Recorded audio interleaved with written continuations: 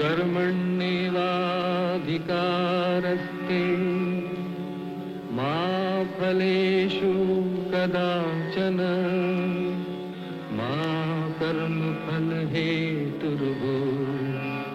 मा ते संगोऽस्त्वविकर्मणि।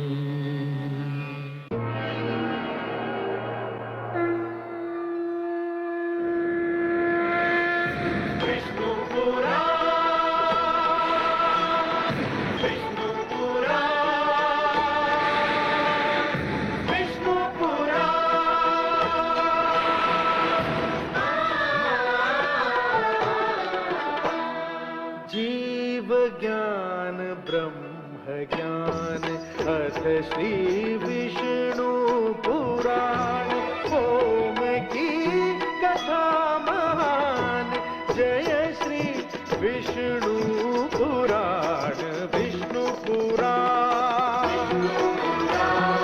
विष्णु पुराण विष्णु पुराण। मैं माँ हूँ, धरती माँ। किसके जीवन में लेन देन का अवसर नहीं आता, और जब ये अवसर आता है तो लाभ उठाने वाले इसका भरपूर लाभ उठाते हैं। निषाद राज के जीवन में भी एक अवसर आया जब श्री राम ने उन्हें गंगा पार कराने को कहा। निषाद राज जानते थे कि उन्हें ऐसे ग्राहक जीवन में फिर कभी नहीं मिलेंगे और लेन देन का ये अवसर फिर कभी नहीं आएगा। उन्होंने भी लेन देन की ठानी। धन्य है ऐसा लेन देन जो सदैव याद रखा जाएगा। उन्होंने श्री राम को गंगा पार कराने के बदले मरणोपरांत अपने लिए संसार सागर तरने का सौदा कर लिया। जय श्री राम राम राम जय श्री राम राम। हे अयोध्या की माटी, जय श्री राम तुमसे विदा लेता है। मोरे राम राम राम श्री राम राम राम श्री राम।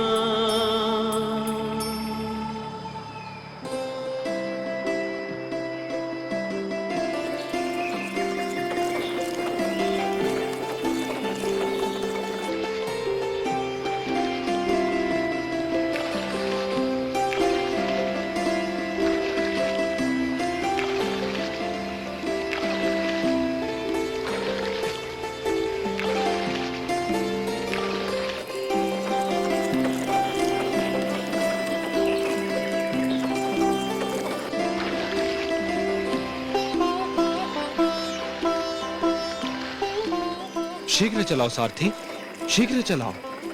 हमें अयोध्या शीघ्र ही पहुंचना है।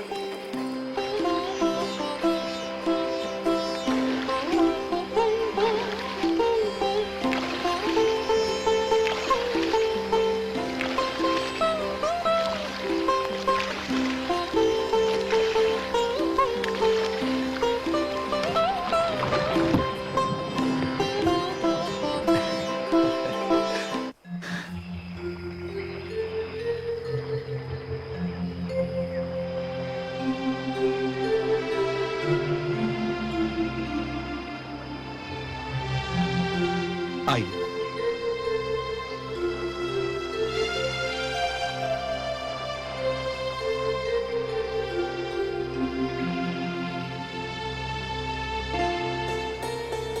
निषाद राज, मैं किन शब्दों में आपको धन्यवाद दूं? आपने हमें पार उतार दिया। किंतु मुझे खेद है निषाद राज कि आपको देने के लिए मेरे पास कुछ भी नहीं है। हम राजभवन से कुछ भी नहीं लाए। अब हम आपको उतराई कैसे दें? हे श्री राम, आपने अपने पांव पखारने दिए, मुझे सब कुछ मिल गया। अब मुझे किसी वस्तु की आवश्यकता ही नहीं रही। मुझे संसार का सबसे बहुमूल्य धन मिल गया। किंतु वो तो आपका स्नेह था। आपको अपने परिश्रम का मूल्य तो मिलना चाहिए। हे पतित पावन, आप मेरे घाट आए, मैंने आपको घाट पार करा दिया। जब मैं आपके घाट पहुंचूं तो मुझे भवसागर पार करा दीजिएगा। मैं समझूंगा मेरे जीवन भर के परिश्रम का मूल्य मिल गया। महामंत्री, आपका भी कोटि कोटि धन्यवाद। आप हमें यहां तक छोड़ने चले आए। आपने अपना धर्म निभा लिया। अब आप अयोध्या लौट जाएं। मैंने अपना धर्म नहीं निभाया श्री राम। वो तो तब पूर्ण होगा जब मैं अयोध्या नरेश महाराज दशरथ का संदेश आपको सुना दूंगा। क्या है पिताश्री का संदेश? अयोध्या नरेश ने आपको संदेश और मुझे आदेश दिया है कि आप सब गंगा पार करके मेरे साथ अयोध्या लौट चले।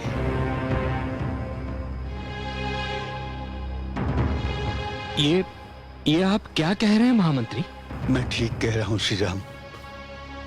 अयोध्या से आपके बाहर निकलते ही महाराज का महारानी कैकेयी को दिया वचन कि आप अयोध्या छोड़ देंगे पूरा हो गया।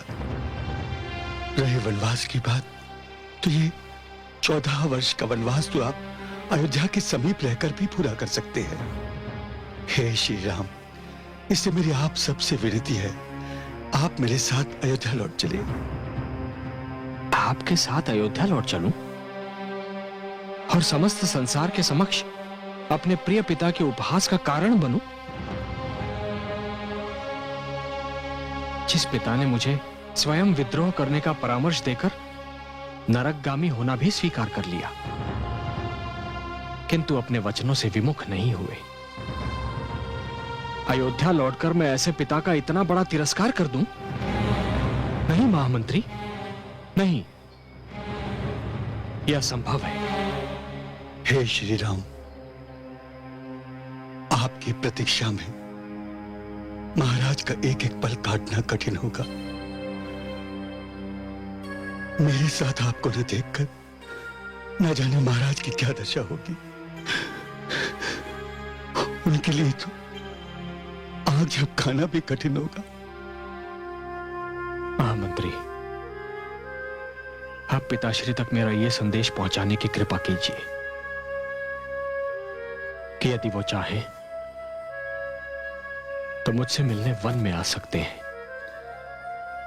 हे श्री राम, महाराज की जो दशा है उसको देखते हुए कदाचित आप तक पहुंचने से। हाँ मंत्री, अपने पिता की दशा की कल्पना करते ही मेरा मन व्याकुल हो जाता है, कांप उठता है। किंतु मैं विवश हूं महामंत्री, विवश हूं मैं। न मैं उनका वचन भंग कर सकता हूं और ना ही अपना प्राण तोड़ सकता हूं।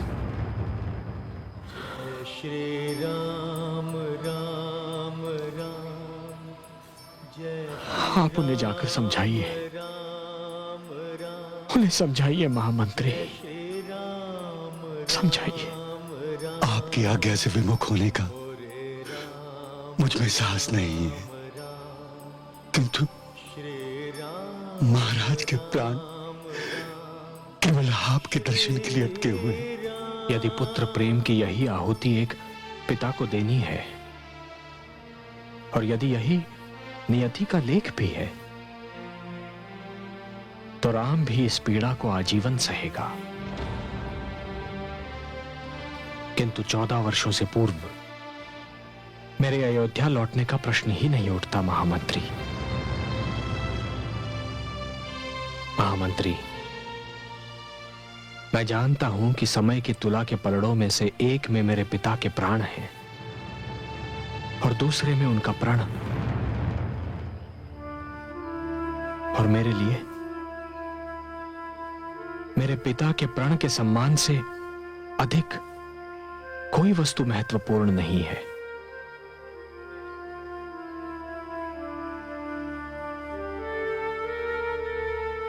आप उन्हें हमारा यह संदेश दे दीजिए और विदा दीजिए। राम राम राम, जय श्री राम राम राम, जय श्री राम राम राम,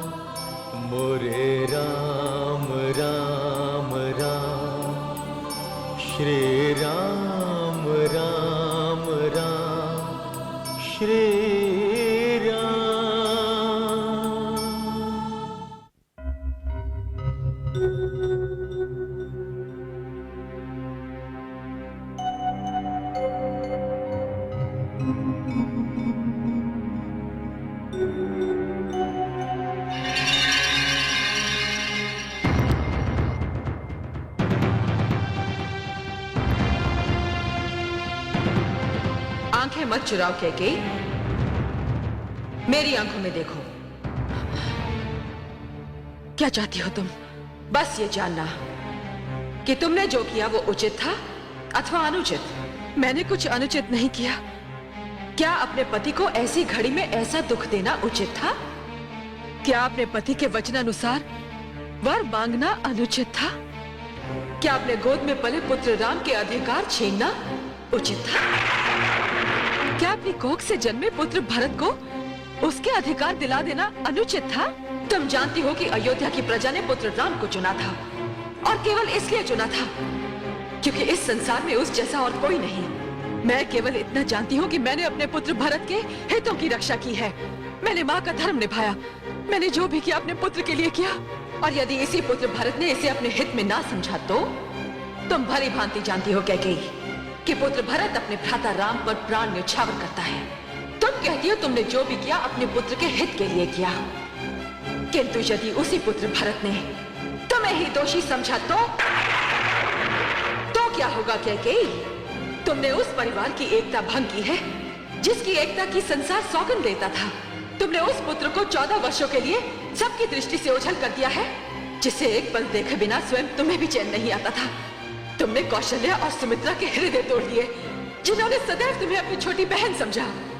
नहीं, नहीं कैकेयी, नहीं, तुमने सर्वथा अनुचित किया है। तुम इस पीड़ा से कभी उभर नहीं पाओगी। तुम्हारी अंतरात्मा सदैव पश्चाताप की अग्नि में जलती रहेगी, सदैव जलती रहेगी, सदैव जलती रहेगी।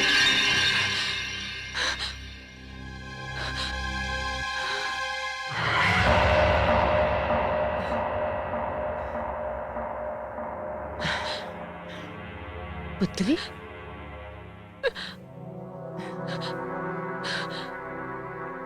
पुत्री, क्या सोच रही है पुत्री? दाई माँ, दाई माँ, मुझे बड़ी ग्लानि का अनुभव हो रहा है। कदाचित मुझसे भूल हो गई। तू बहुत भोली है पुत्री। तेरा मन बहुत कोमल है, तुझसे कोई भूल नहीं हुई। विश्वास कर, तूने जो किया वो तेरा अधिकार था, और अपना अधिकार पा लेना कोई अपराध नहीं। देख, मैं तुझे दिखाने के लिए क्या लाई हूं।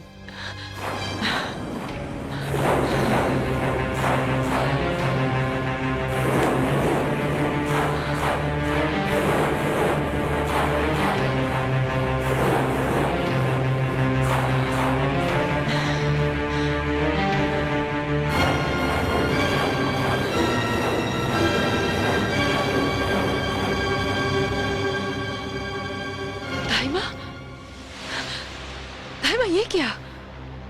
जब तू राजमाता बनेगी और ये मुकुट तेरे पुत्र के माथे पर जगमगाएगा, तो तू संसार का हर दुख भूल जाएगी पुत्री। बधाई माँ, ये आप कैसे ले आई? इसे छूने की अनुमति तो किसी को नहीं है। मुझे है, क्योंकि मैं अयोध्या की राजमाता की दाई मां हूं, और कोई मुझसे कुछ पूछने का साहस नहीं रखता, साहस नहीं रखता।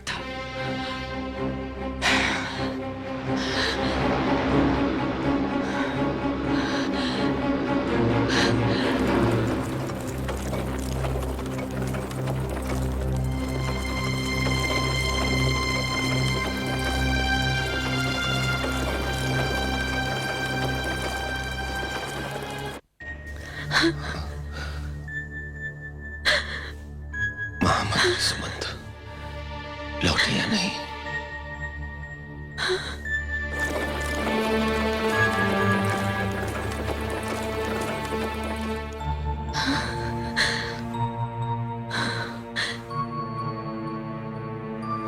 महाराज,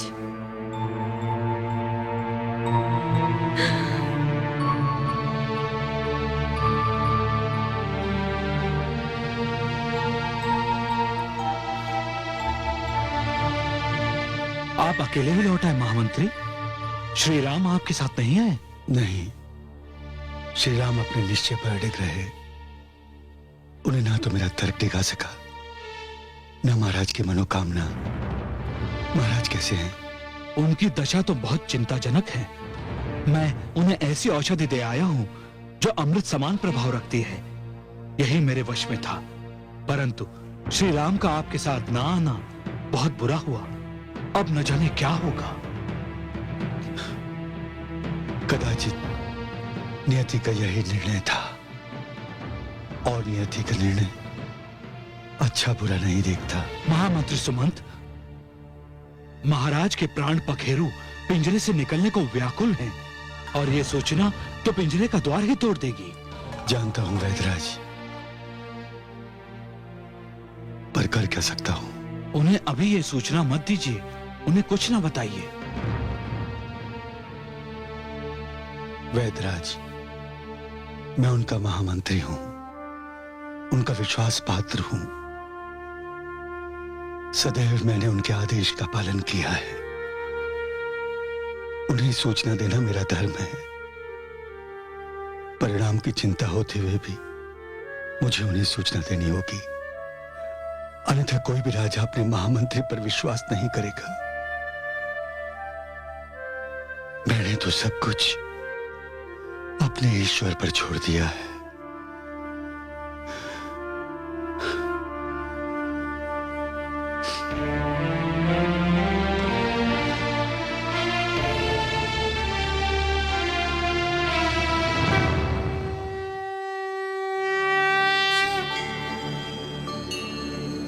देवाधिदेव,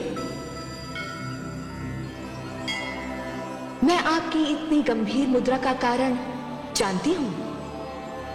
आज धरती पर एक युग का समापन हो रहा है। एक महापुरुष अपने जीवन की अंतिम घड़ियां गिन रहा है। देवी, धरती पर जीवन और मृत्यु बाहों में बाहें डालकर विचरण करते हैं। कभी एक आगे होता है तो कभी दूसरा। धरती पर दीपक जलता है बुझ जाने के लिए, पुष्प खिलते हैं मुरझाने के लिए, और जन्म होता है मृत्यु के लिए। महाराज दशरथ ने 10 दिशाओं में रथ दौड़ाकर असुरों का वध किया था, तभी तो उन्हें दशरथ कहा जाता था। और ये महान कार्य उन्होंने अपने ही बल पर पूरा किया था। ना तो उनके साथ इंद्रदेव थे, ना वरुण देव, और ना ही अग्निदेव। महाराज दशरथ जैसे महावीर इस धरती पर कम ही जन्म लेते हैं। यही तो कारण था, जब भगवान ने निश्चय किया कि मानव चरित्र की व्याख्या करने के लिए, मानव मर्यादा की परिभाषा बताने के लिए, मानव के समक्ष एक आदर्श रखने के लिए वे स्वयं मानव रूप में जन्म लेंगे, तब उन्होंने महाराज दशरथ के ही घर को चुना। जिस घर में इतनी महान घटना घटे, उसे उसका कुछ तो मूल चुका नहीं होता है। किंतु कहीं ये श्रवण कुमार के माता पिता के शाप का परिणाम तो नहीं है?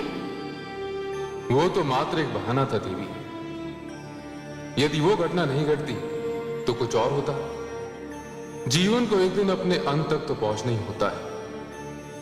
महाराज दशरथ की जीवन यात्रा का अंत इसी प्रकार होना था।